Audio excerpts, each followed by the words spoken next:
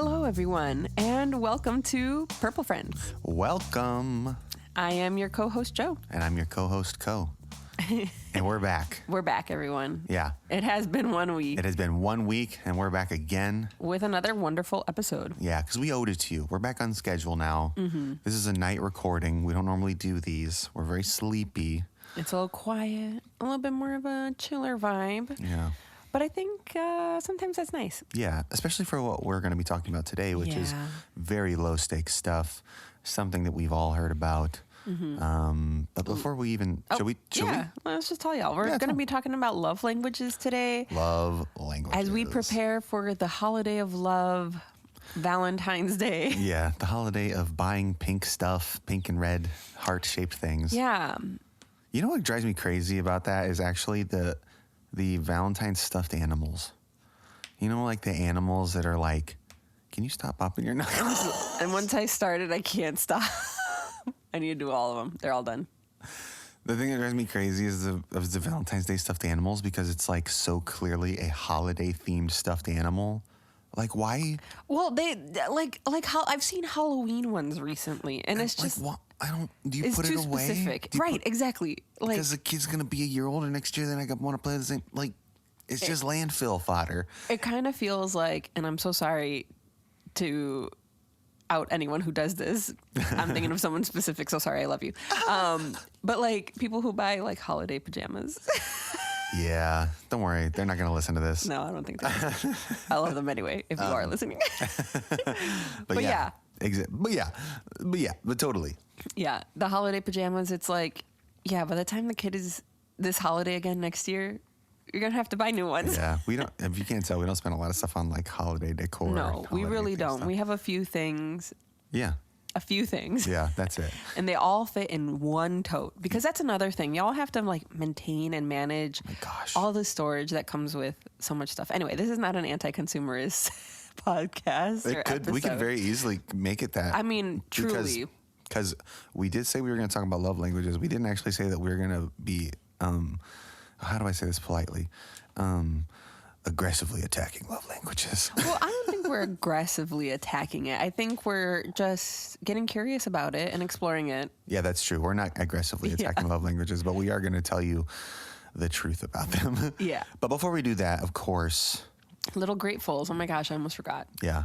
And that's why we don't say the name of the episode first, because then we just get right into it and we forget to do Little Gratefuls. Yeah. Do you want to do yours first or me first? Oh, I would love to. I got a really good one. Okay, so...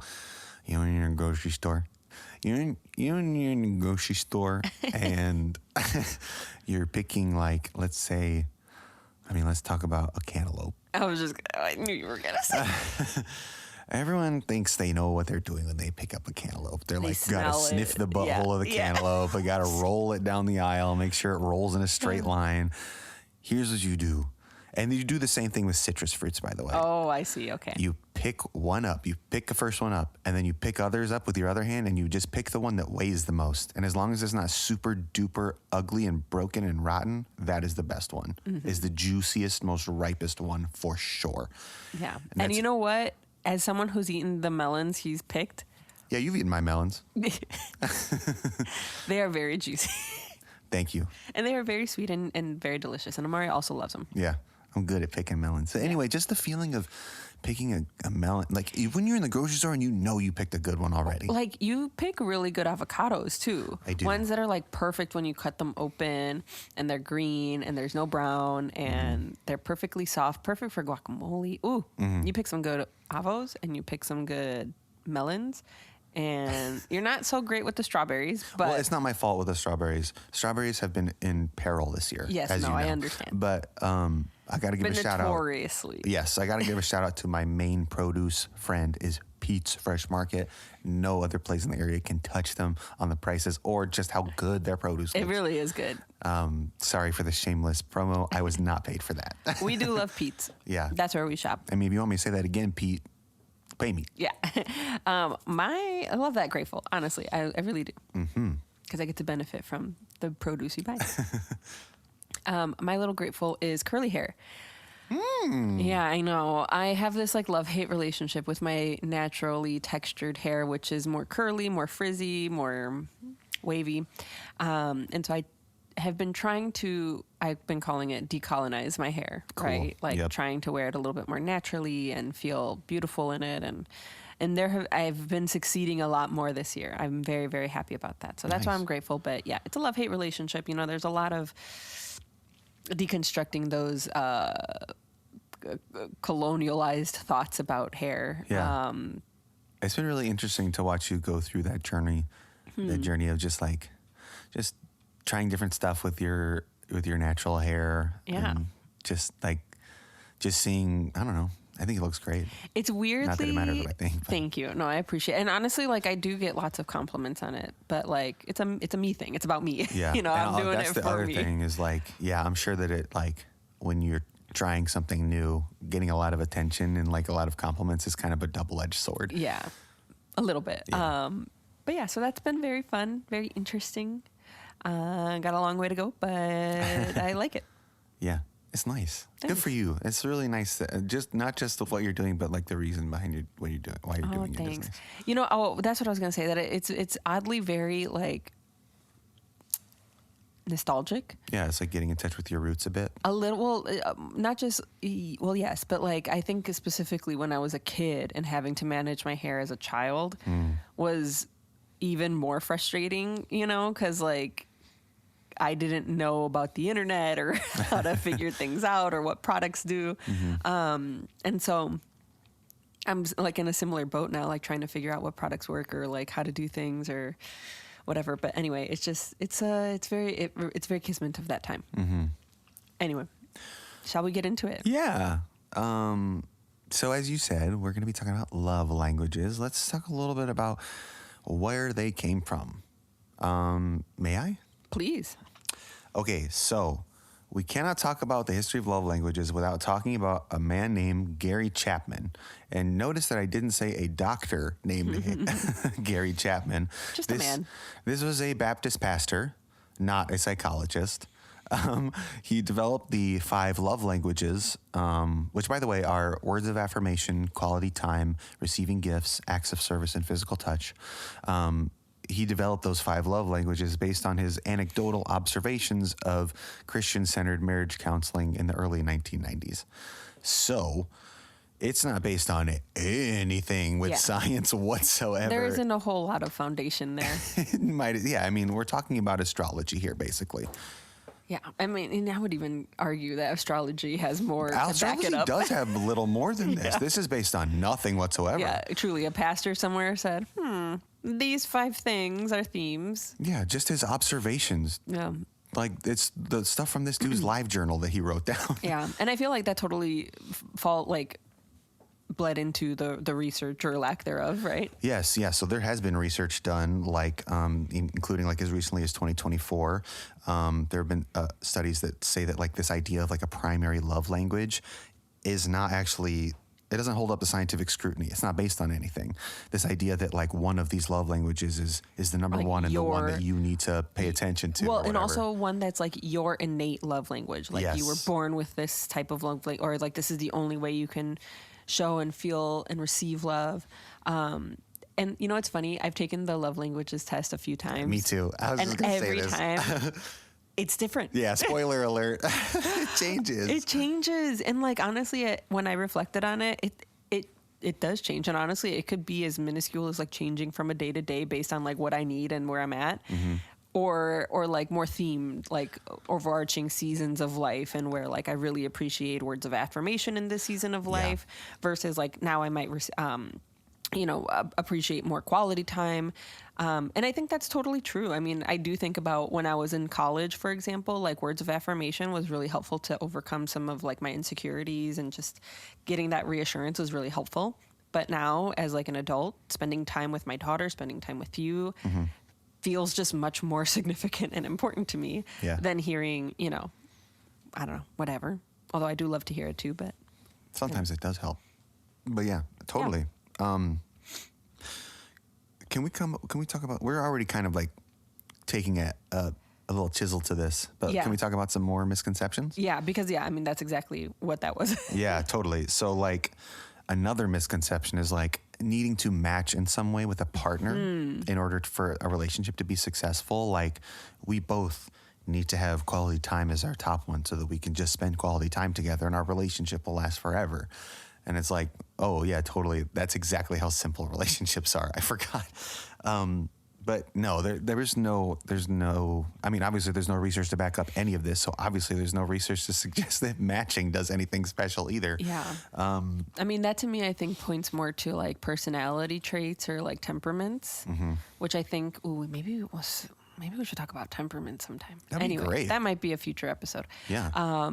But yeah, I think it points more to temperaments than it does to like love languages. Cause like, I don't know. I think love languages just do change, you know? And I often say that, especially in like relational therapy, whether it's couples or individual, like you do have to choose to show your partner love in some way, right? Whether it comes naturally or not. Yeah, exactly. And to go back to what we were saying earlier about not really having like a primary love language, like that's not really a thing. If we were to sort of like accept this language metaphor at face value, what an ideal relationship would have something more like a balanced diet of all these things. It would basically have like an equal, like 20% of each thing. Because again, you're being in tune to your partner, right? You're kind of recognizing like, what does my partner need in the moment? Do they need help with the chores? Do they need a hug? Right. Do they need, I don't know, to hear that everything is going to be okay? I don't know. Yeah. Like you do have to, there is some intentionality behind it. I do think too, like kind of even this idea, like reducing it down there. That's the word reducing it down to love languages, I think can be really detrimental to how you can show love. Yeah. Right? Because like even this other misconception of like this idea of like the box problem, where like you kind of have a more rigid thinking of like, I only accept love in this way, or I only like to give love in this way, or I don't do gifts, or, you know, I don't like to be touched. Like it can really shut down not just communication, but affection, attention. And honestly, I think at the end of all of this, one of the major goals of love languages should be like this idea of reaching for your partner and having them lean into that, right? So that y'all can connect. And so like if you're putting boundaries, like it does kind of, I don't know, go against that goal. Yes. And also like the way that the test is sort of like taken, you're giving like binary choices. And like you can't really make yourself have results of 100% one love language and 0% the other 4. And that's really the only situation where someone would have any reason to be like, I'm this love language only. Because the reality is like even your lowest ranked language is still something that you appreciate. Yeah. It's just like not as much as something else. Because like these are all like more like preferences. Good things. Yeah. So let's take a little bit of like an intersectional look at this. Like let's further pick this apart a little bit. Because as we mentioned earlier, this was made by Gary. And Gary did not... Chapman. He did not make... A Baptist pastor. Not Dr. Gary, just Gary. He did not like go to great efforts to have a representative sample size, obviously. Right. Everyone who he talked to was basically like a heterosexual, religious, traditional, often white relationship. It really does just miss out on a lot of these like cultural dynamics, religion, just any other kind of framework when it comes to relational connection. And you miss out a lot, you know. So yes, I mentioned this I think last week when we talked about just having to like tailor some of these things to the client in front of you. And I think that's still true. I mean, I think about like, for example, clients who have maybe experienced some sort of trauma, for example, where like physical touch is much more complex or distressing or, you know, complicated, you know, or sensory issues. Yeah, if someone has autism or something, they don't want to be touched. Right. Like just to speak a little bit on that, like even someone who's in an established relationship, if they have touch like sensory sensitivity issues, like they might not even want their partner to touch them all the time. Like Yeah, it can't be taken for granted. It's not this like is clear cut thing, and so I think it's important to just be mindful of that, right? When we are talking about love languages, because it does inherently, like the language of it, the word, like how we talk about it, does inherently put people in certain boxes. Yeah, totally. It's not to. This is kind of a nerdy example, but it reminds me of in Dungeons and Dragons and other role playing games how there's this idea of alignment. So like your character can be lawful good or chaotic evil or neutral or, all this combination. There's like 9 different ones. And like that idea gets role players stuck in a creative box in the same way. It like, I can only make this choice because I'm lawful good. And it's like, well, you also have to be a person who's complex and makes other kinds of choices. So like that same idea goes along with this sort of like breaking of this box of like, you're not just this little box, you're this whole spectrum, and this box maybe shines the brightest, but everything counts. Yeah, no, I love that. I really appreciate you bringing that up because you're totally right. And I think another point to maybe consider under the topic of like intersectionality too is like just the idea of privilege, right? Like something, for example, of like gift giving or even acts of service or even quality time. I can, yes. All of these are privileged things, to have disposable time, income. Yeah. Disposable time, energy to give to someone else often can be privileged. Sometimes people don't have the funds or don't have the time, to do that, So I think, again, we do have to be mindful of that. And similarly, yeah. Like gender, right? Like acts of service, for example, I feel like oftentimes when I talk to couples, and I am generalizing here, but oftentimes the women in the relationship feel some type of way about the acts of service one. There is this added gender roles stigma behind acts of service, and what it looks like for men versus what it looks like for women. And again, being mindful of that within your own relationship or whenever, if ever you're talking to someone about these love languages, I think it's important to just consider some of these things. Yeah, totally.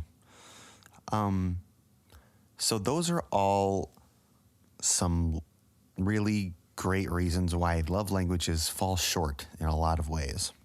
Yeah, not that they can't be helpful, right? I think oftentimes they serve as like really good stepping stones to like start up conversation. They are very Absolutely. like socially known.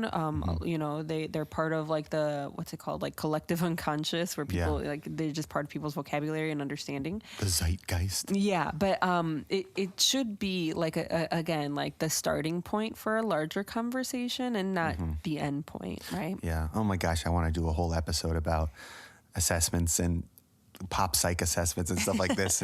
Oh, we maybe should, because those are very fun. And like, again, they have a place and we really enjoyed the place they have in our life. Yeah. They can be fun to take, and they can be fun to find people who are like you in whatever the thing is. But it's really important to remember that it's based on what this guy wanted to divide people into 5 categories for. Yeah. It's what Gary wanted. Okay. It's all about Gary. All about Gary. So if you don't care about Gary or who Gary is, then that's as much faith as you should put in the whole love languages idea.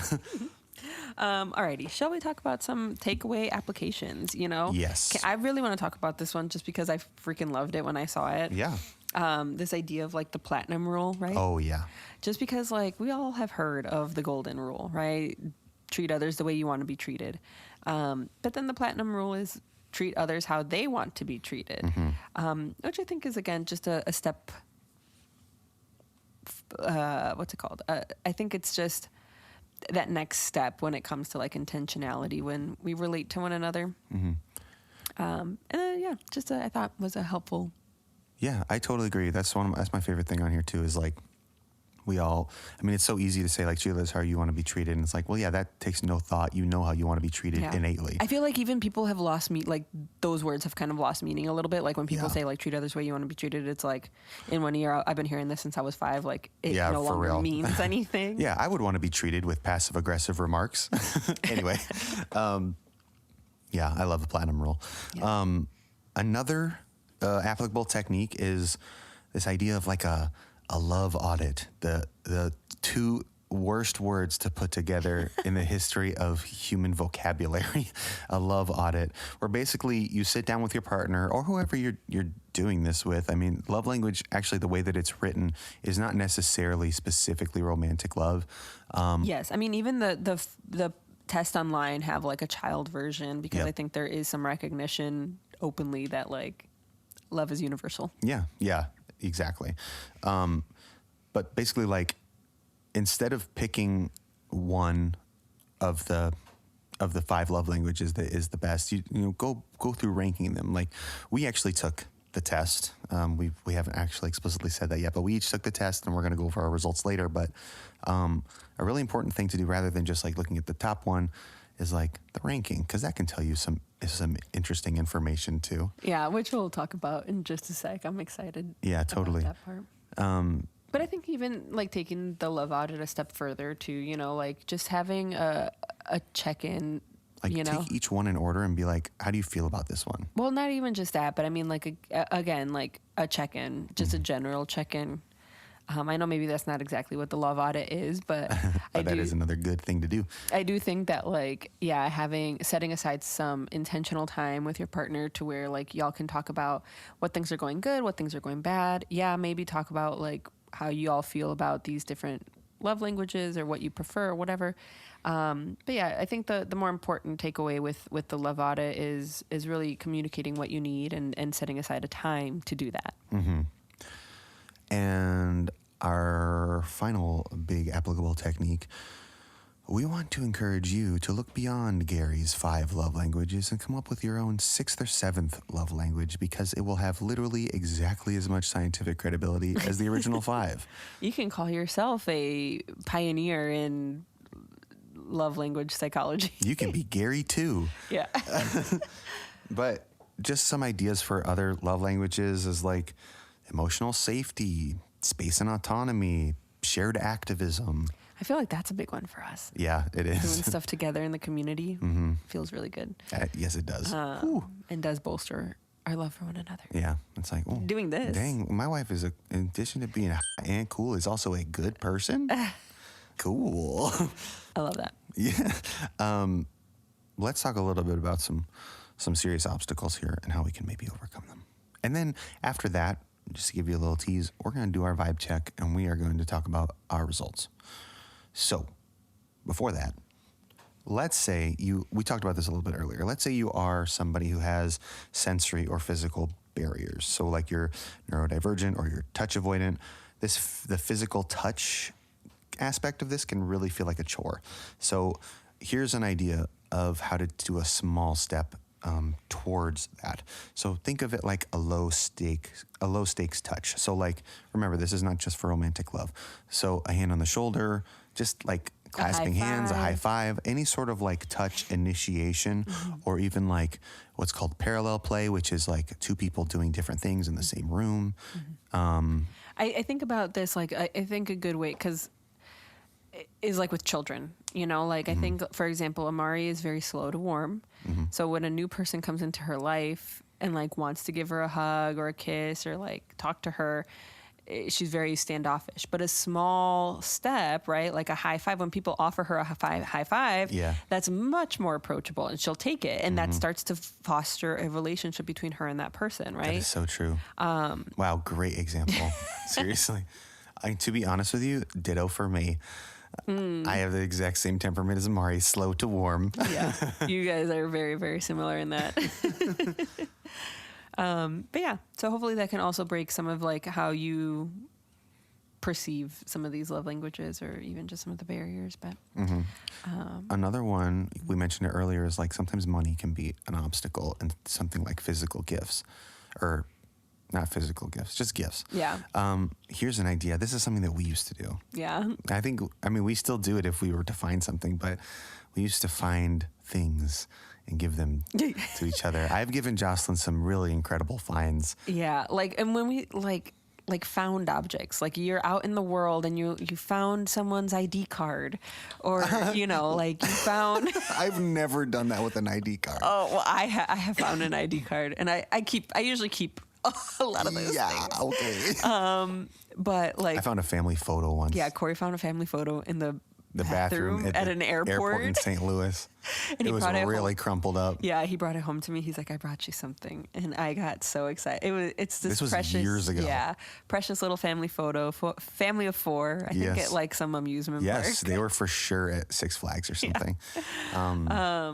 Yeah, stuff like that. That's completely free. I mean, you do have to be a little lucky to happen upon. Yeah, and I was at an thing. airport, which involves some amount of money. But just that idea, though, of just like this goofy thing that I found. This is garbage, but it will mean something to my partner. Right. Or like digital gifts. Like we used to do that a lot, right? Like playlists. Oh, yeah. Watch lists. Oh, watch list. I was like, is that a list on a watch? A list of watches? Yeah, those things are very meaningful. A freaking letter goes a long oh my gosh, a way. letter. Yeah, like these are creative ways that are very intentional because you have no money. You can't just buy intention that way. Okay, yeah. Can we go back to a letter?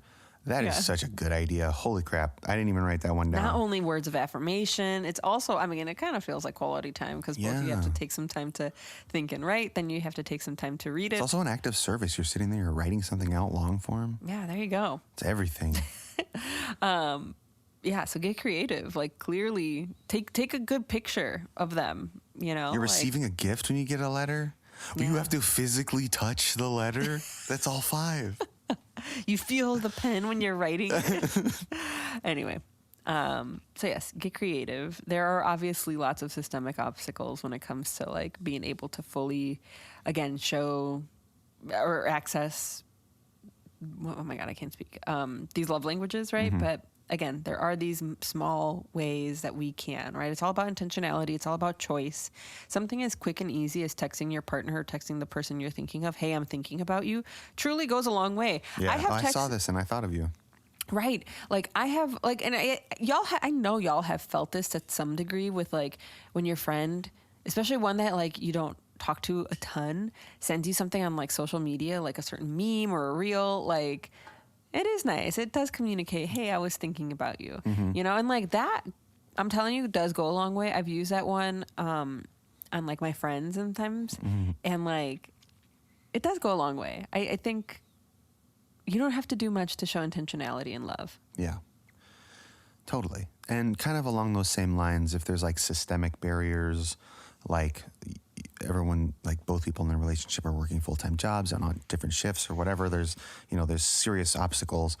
Cut it way, way, way back and focus on a micro version of all of these love languages and micro moments, 30 seconds of really good quality time versus like, at the end of the day, constantly just being like, man, we never have any quality time. Just like find 30 seconds. 30 seconds is better than nothing, I feel like we're pretty good at that. I feel like often, you and I, like, I feel like oftentimes, like, we do spontaneous hugs that last extra long time that feel extra go in good. for an extra scoop. Yeah, it's just like if you're having a particularly rough time or I come out of like long sessions, it's just like a nice long hug goes a really long way. Yeah. Or like I think about like back scratches at the end of the night. Like, oh yeah, that's like a guaranteed for the most part. So I'm such just a bear, just a wild bear living in this house. Lots of bears in this house. Yeah. So that's the A segment of our show. Now for the B segment, and this is where I'm going to put. Oh, what's that? That was a little musical sting. I liked it. Dun, dun, dun. Yeah. That's great. I'm going to add that to the current musical sting, which you still haven't heard, have you? You don't know how weird it is right now. Oh, man. Okay. Anyway, that stinger probably already happened at this point. Let's go to the vibe check. As we mentioned earlier, we took the love languages test, and you can too, by the way, for free online. Just put love languages in Google. Yeah. And it will likely be the top one. Yeah. But should we go over our scores? Yeah. Corey, reveal your top 5. Okay. My top and only 5 are, my top one is acts of service at 28%, followed by receiving gifts at 21%. And then I have a 3-way tie at 17% for quality time, physical touch, and words of affirmation. And you? And me. My top one was quality time at 31%. Then it's receiving gifts at 28%. Then physical touch at 17%. Words of affirmation at 14%. And acts of service at 10%. Mm-hmm. Now, the first thing I want to say I noticed is that you have a way bigger range. Yeah, I literally have like 1, 2, 3, 4, 5, where you have a plateau. Yeah, I mean, yours go from 10% to 31%. Mine only go from 17 to 28%. That's like barely 10. Yeah, exactly. I honestly feel like we mentioned earlier, how it kind of like changes based on like where you are in your life.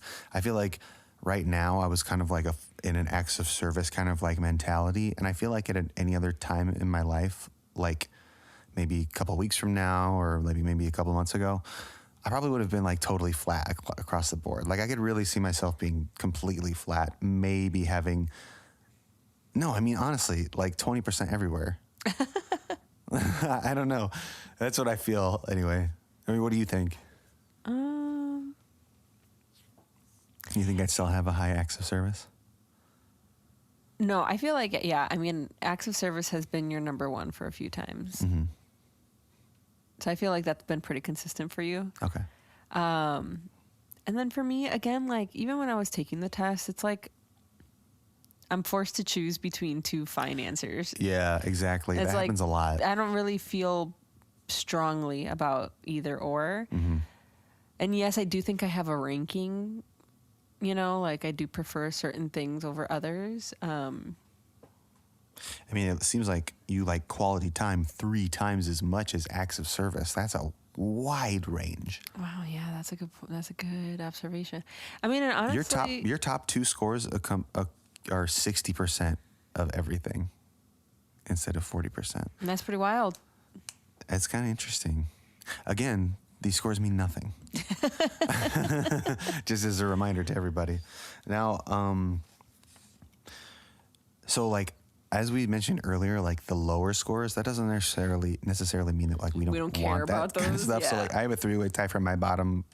Like I don't. He that means hates like, no words of quality time, affirmation. no physical touch. Like no, it's not like that. It's just like, you know, feel pretty even. I think that like the low range. Like, this is such a benign episode that all of our like beliefs about it are so like mid. I know, seriously, it's like you don't have there's no scientific rigor, there's nothing. Yeah. But you know what? It's still so freaking relevant because everyone be talking about it. Yes, yeah. And so like I think that's why we felt the need to talk about it in a more structured way to kind of like showcase that like one, there's not a lot here. There's not a whole lot of substance. Not a lot there. Yeah. We really had to stretch it into a whole episode. Yeah, I think like anytime it comes up in therapy too, like it always is misused. Boils. No, well, yes, maybe a little bit, but then it always boil. Oh my God, I cannot speak. Always boils down to like intentionality and choice. Yeah. Intentionality and effort. You know. Yep. What's easier? What requires effort? Yeah. Yep. Yeah. And like communication too. Yes. You know? Oh my gosh. Yes. And so like if you take anything from this episode and like, oh my gosh. We're just like I feel like we both just had a whirlwind of thoughts in our head. Yeah, for real. Like it's like take that away, right? Like if you really want to show your partner love, be intentional. Yes. And show effort. I want to like scream like this test is not a replacement for a conversation. For real. Again, it could be a really good starting place, right? Yes. It could really like jostle some things loose, but you know? you cannot get any conclusions from this. Yeah. It's only, as you said, a conversation starter. This is not a compatibility. Oh my God, I cannot speak. No, but a you're compatibility score. Yeah. You know, this is not like, ooh, we're like 31% compatible in quality time. Like, no, it is simply a place for us to talk about what we feel about how we feel about quality time. How do I feel about receiving gifts? I freaking love receiving gifts. Get me whatever you want. Yeah, I'll probably same. like it. Yeah. Get me something you like. I'll probably like it. And so like that's just how I feel about those things. Yeah. Acts of service, like I don't feel as strongly, you know, like you give me a laundry list of the things that you did today, I'd be like, oh, I'm so proud of you. But like, it's not gonna, I don't know, it's not gonna move me in the same way. Yeah. You know what's interesting is like my top score is your bottom score and your top score is my tie. Well, one score. of your bottom scores. Yeah. And that means we're completely incompatible. You see, like, no, like none 10 of that. years of lies. Yeah. I think it's really interesting that, like, even though those are on opposite ends of our spectrum, that we're still like, they don't, like, it's not an issue for either of those things. No, because again, I think we show a lot of intentionality, you know, and that is what matters. Yeah. And if I could take a little bit of what, like, the results of the test would have us believe about that, it's that it would have us think that, like, I might be doing the dishes and organizing stuff, and Jocelyn is just like sitting on the couch waiting to talk, and we're both just disappointed about that. And it's like, that's not really how reality is. Not to completely dismiss that kind of thing does happen, like where, for example, one partner might be giving their other partner like tons and tons of gifts, right? And the other partner might feel nothing about it, right? Feel completely unloved. And the person who's giving all the gifts also feels very disappointed. I'm putting in all this effort, spending all this money. But the person really just prefers touch, right? Yeah, quality time, something else. Yeah, like that kind of thing does absolutely happen. Yeah. That doesn't, I think like that can be resolved without ever having a conversation about love languages. For real. Like, you should just assume that everybody needs all 5 of these unless they tell you otherwise. Exactly. We both have a strong gifts overlap. We both have gifts in second place. Is that? You know, I was thinking about that. I do feel like in the last 5-10 years, I have definitely been influenced by consumeristic culture. I am working really hard against it.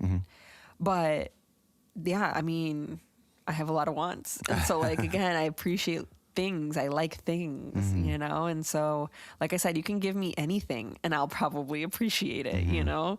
My clients will give me things and I literally, sincerely, like, love them all. I think that if you found something that, and you thought, I think Jocelyn might like this, that alone is so meaningful to me, you know? So again, it can be anything. So that's how I feel about gifts. I do like things. Someone gives me something I want. Great, cool, I love it. I'll think about you probably every time I use it. So yeah, all that I think really fosters just a lot of love for me. I think. Also, so sorry, don't mean to interrupt, but also I am a big gift giver. I feel like, especially when I make something. When I make something and I give it to someone, like, you better believe that I am thinking about that person constantly. Like, whether it's something I made through pottery or knitting or whatever the hell else. I really like making things for other people, and that means a lot to me, whether or not it means a lot to you. That's interesting. That's kind of an act of service and a gift, making something for somebody. But if I could go back to the receiving gifts, I'm kind of like, I don't know how I would describe it. I'm very weird about receiving gifts. Like, my biggest pet peeve, and maybe this does reflect why this isn't my number 2 one. Again, these scores mean absolutely nothing. But just a jumping off point. Yeah. But just the idea of, like, my biggest pet peeve is when somebody asks me, what do you want? Oh. And then they force me to basically come up with a gift for them to give to me.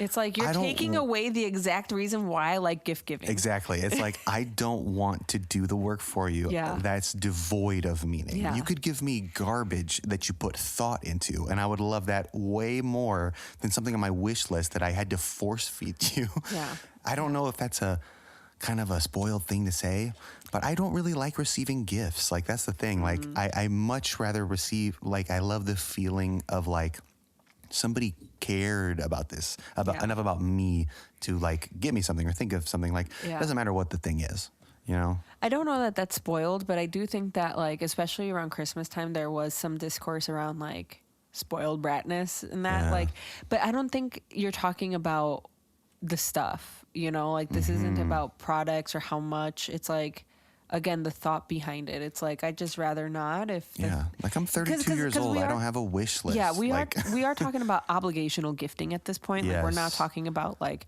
spur Gifts, of the moment. exactly, I'm thinking not of you. gifts from the heart. Yeah.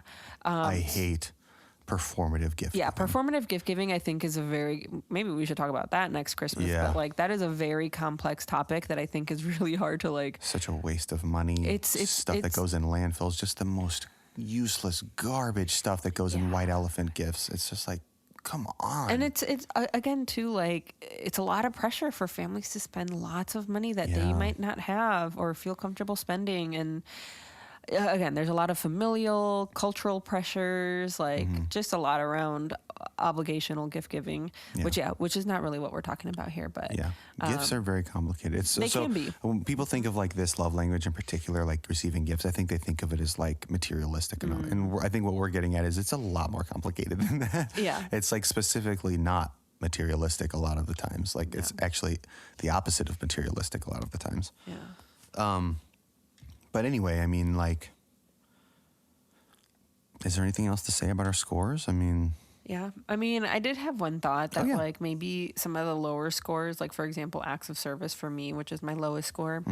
I was thinking that like maybe that's just not something I have to think about because you do show a lot of love that way. You know what I'm saying? Like that's covered for me. So like I wonder if like for you, like certain things are covered for you and we're not actively craving it or needing it, you know, like I think if I'm starving for acts of service, maybe that would feel higher for me. Exactly. You know, again, none of this is based in in research or in science. This is just my theory about how we score on these things. But that was a thought I did have that like, if it's something that's covered and you feel satiated in that realm, then it might not be at the forefront and you might prefer some of these other, you know, love languages because you feel hungry for them. You know? Totally. Man. Love languages got me heated about gifts.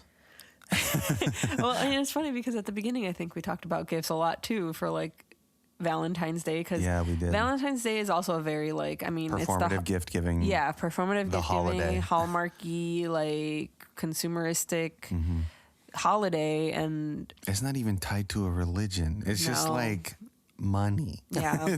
the worship on Valentine's Day is of money. Well, and the thing is too, like I did hear the story of like Saint Valentine and like what that's all about. Does it have anything to do with Valentine's Day as we know it today? No, it's really about, I mean, maybe it's really about just like bolstering love, right? Like this Saint Valentine was marrying people in a time when people couldn't be married. And so like, I don't know the specifics of all that, but that's the gist. And so like, none of that has to do with gift giving. No. Like none of that has to do with any of it. So I think it's just like, again, an intentional proclamation of love, whatever that looks like, to whoever that looks like. Yeah. And this is our last episode before Valentine's Day. We're going to have one more kind of love themed episode maybe next week. Or maybe not. Did we have something? I thought this was our... Maybe this will be the only one. I was thinking maybe couples counseling. But, But we don't have to do that next week. We can do one of the other ones. What did we just talk about? Temperament. Temperament will be kind of interesting. Temperament is kind of interesting. There was another one we were just talking about too. Oh, yeah. Intentional gift giving. Oh, performative gift. Yeah. Okay. So we have a lot of ideas. We don't know what we're going to talk about next time. But anyway, that's the end of this time. We haven't solidified it. Yeah, we often don't. We want to thank you so much for joining us here on Purple Friends. Yeah. Once again, I'm Co. And I'm Joe, and we really appreciate y'all. Yeah. We wish you a happy Valentine, and if you want to support our podcast, please give us some stars and a comment if you can on whatever platform you're listening on. Engage with us or share us. Oh my gosh, share us with somebody, please. Yeah. We were gone for a week and we watched those download numbers drop. So please tell people about our podcast. Thank you so much. We love you so much. Thank you for being here. We love you. Thank you so much. Have a lovely evening and we'll talk to y'all later. Okay, bye. Bye.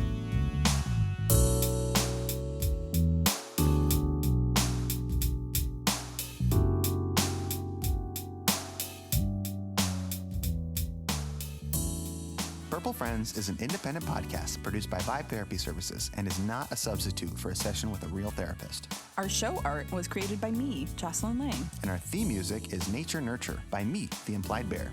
Vibe Therapy is an Illinois-based private practice servicing clients in person at our Wheaton office and virtually throughout the state of Illinois. We accept Blue Cross Blue Shield PPO, Aetna, and Cigna Insurance. We also offer cash pay rates, financial assistance, and free 15-minute initial consultations where you can get a feel for our practice. Think of it as a vibe check. Therapy doesn't have to feel clinical. Visit vibetherapyservices.com today to see if we vibe. Dun, dun, dun.